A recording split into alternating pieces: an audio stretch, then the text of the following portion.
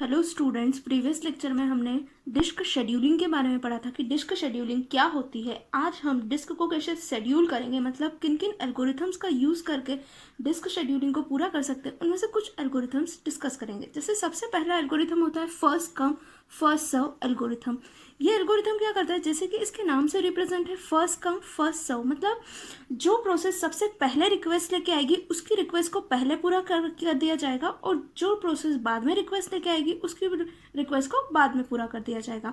The simplest form of the disk scheduling is the first come first serve algorithm. सबसे simple जो algorithm होता है वो यही होता है, first come first serve. In this algorithm, the requests are addressed the order they arrived in the disk queue। मतलब ऐसा एक डिस्क का क्यू होता है जिसमें रिक्वेस्ट आती है, जैसे फर्स्ट रिक्वेस्ट आई, सेकंड रिक्वेस्ट आई, थर्ड रिक्वेस्ट आई, तो जिस ऑर्डर में रिक्वेस्ट आती है उसी ऑर्डर में रिक्वेस्ट को क्या कर दिया जाता है, पूरा कर दिया जाता है। इसीलिए इस टाइप के रिक्वेस्ट को बोलते हैं first come first serve algorithm. ये जो एल्गोरिथम है वे रिक्वेस्ट, मतलब जो भी प्रोसेसेस है उनकी रिक्वेस्ट को उसी ऑर्डर में कंप्लीट करेगा जिस ऑर्डर में रिक्वेस्ट आएगी। यहाँ पे उसे सीक टाइम से या उसके रीड राइट हेड से कोई मतलब नहीं होता है।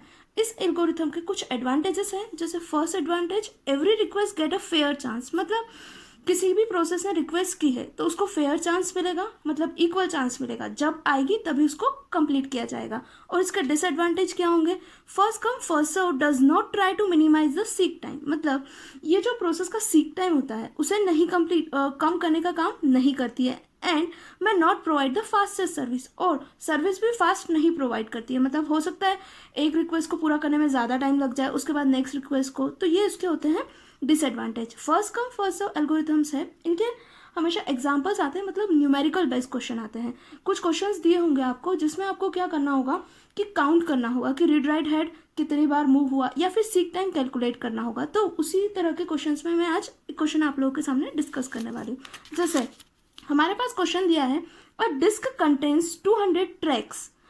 ट्रैक्स मतलब मैंने आपको पहले भी बताया है, जैसे एक सर्कुलर शेप में डिस्क होती है, ठीक है, वो कई सारे ट्रैक्स में डिवाइड होती है। तो टोटल कितने ट्रैक्स है, 200, 0 से 199 तक। Request Q content track number 82, 170, 43, 140, 24, 16, 190।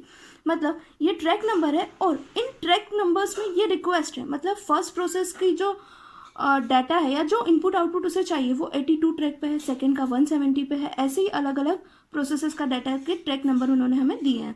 Next, current position of read write head, मतलब कहीं ना कहीं तो रीड राइट हेड होगा, तो उसकी करंट पोजीशन हमें दी है 50। Then calculate the total number of track movement of read write head using FCFS। हमें क्या करना है, total number of movement read write head के काउंट करने हैं।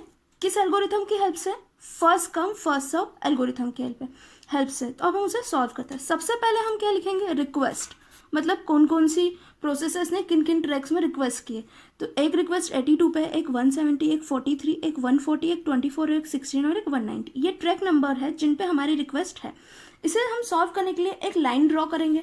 वैसे तो हमारा सर्कुलर शेप में होता है, पर सर्कुलर शेप में सॉल्व करना टफ होता है, इसीलिए हम इसे लाइन से सॉल्व करते हैं। एक लाइन बना ली हमने जिसमें 0 से 199 तक के ट्रैक है, ठीक है। अब हमारे रीड राइट हेड की करंट पोजीशन क्या है, 50। सबसे पहले हमने उसे मेजर करके लिख दिया कि हमारे रीड राइट हेड की करंट पोजीशन है 50। उसके बाद जो भी हमारी रिक्वेस्ट आई है उन्हें असेंडिंग ऑर्डर में लिख देंगे। असेंडिंग मतलब छोटे से बड़ा। 50 के पहले जितने नंबर होंगे वो इधर प्लेस कर देते हैं, 50 के बाद जितने नंबर होते हैं वो इधर प्लेस कर देते हैं।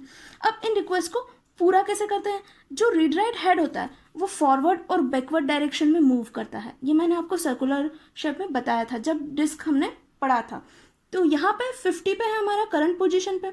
सबसे पहली रिक्वेस्ट उसको किसकी कंप्लीट करनी है, 82 की, तो वो पहले कहाँ जाएगा, 82 पे।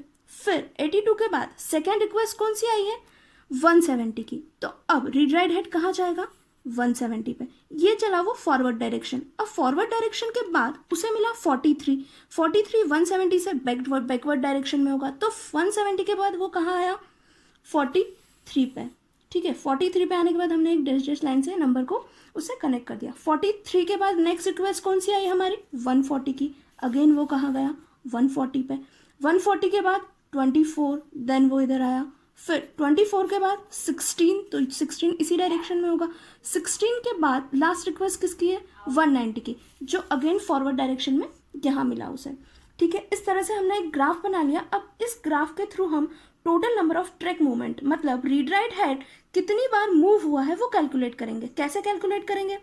हम डायरेक्शन वाइज कैलकुलेट करेंगे। जैसे 50 से वो फॉरवर्ड डायरेक्शन में एक मूवमेंट में कितना चला, 50 से वो फॉरवर्ड डायरेक्शन में एक मूवमेंट में वो 170 तक चला, तो हम क्या करेंगे, बड़े नंबर में से ही छोटा नंबर माइनस करते हैं। तो 170 में से 50 को क्या कर देंगे, माइनस कर देंगे। अब 170 के बाद अगेन उसकी डायरेक्शन चेंज हुई, तो वो कहाँ पे आया, 43 पे। तो अब 170 से किसको माइनस कर देंगे, 43 को।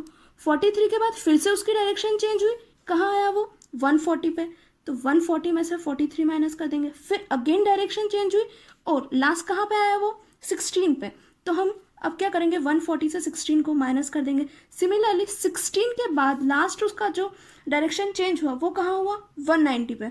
तो 190 में से 16 को क्या कर देंगे, सब्सट्रैक्ट कर देंगे।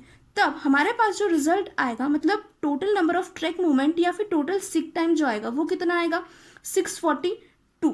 यहाँ पे first come first serve algorithm ने ये नहीं देखा कि सीक टाइम कम कैसे किया जाता है, यहाँ पे सिर्फ उसने क्या किया है, सीक टाइम कैलकुलेट किया है। तो एग्जामिनेशन में इस टाइप के क्वेश्चन आते हैं कि first come first serve disk scheduling algorithm से रीड राइट हेड के मूवमेंट्स कैलकुलेट करें। तो ये एक क्वेश्चन है, इसी तरह से आपको सारे क्वेश्चन सॉल्व करने हैं। नेक्स्ट लेक्चर में हम नेक्स्ट एल्गोरिथम्स के बारे में डिस्कस करेंगे। Thank you.